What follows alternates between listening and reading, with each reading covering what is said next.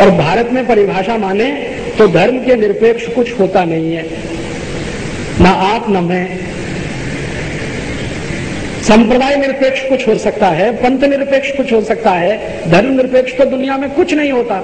क्योंकि हमारे यहाँ धर्म के 10 लक्षण हैं, जो धारण करे वो धार्मिक है। यहाँ मंदिर में आके घंटा बजाना ये कर्म कांड है, धर्म नहीं है।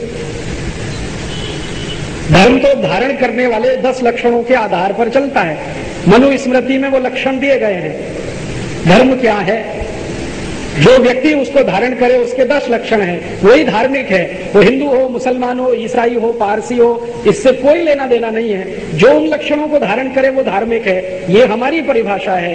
लेकिन संविधान में बिल्कुल उल्टा है कि जो मंदिर में जाए घंटा बजाए वो धार्मिक है, कोई तिलक चंदन ऐसे लगाए कोई ऐसे लगाए वो धार्मिक। ये सब कर्म कांड है।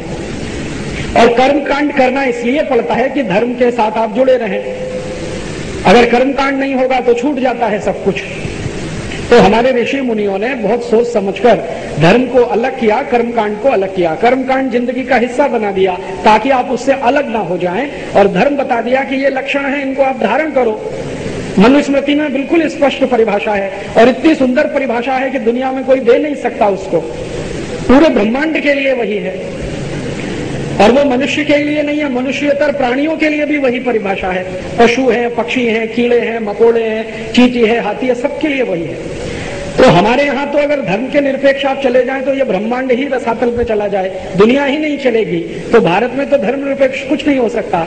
यहाँ कुछ हो सकता है तो पंथ निरपेक्ष हो सकता है कि सरकार पंथ निरपेक्ष है, इस पंथ का भी नहीं मानती, उसका भी नहीं मानती, इस संप्रदाय का भी नहीं मानती, उस संप्रदाय का भी नहीं मानती। तो धर्म निरपेक्ष होना तो संभव ही नहीं है, भारत के ही लिए नहीं, दुनिया में किसी के लिए भी। ईसाइयत भी धर्म निरपेक्ष नहीं हो सकते, नहीं तो डूब जाएगा सब कुछ। इस्लाम भी धर्म निरपेक्ष नहीं हो सकता क्योंकि सब डूब जाएगा। धर्म निरपेक्ष तो दुनिया में कुछ नहीं हो सकता। जो है वो धर्म के सापेक्ष ही हो सकता है, निरपेक्ष तो कुछ नहीं हो सकता। संप्रदाय निरपेक्ष कुछ हो सकता है, पंथ निरपेक्ष कुछ हो सकता है, लेकिन हमारे नेताओं को तो ये बात करने में भी डर लगता है। या तो वो बहुत कमजोर हैं या मूर्ख हैं, दो ही कारण हो सकते हैं। मुझे लगता है कि उनमें मूर्खता की पराकाष्ठा है नेताओं में। कमजोरी तो है, थोड़ी बहुत है, लेकिन मूर्खता की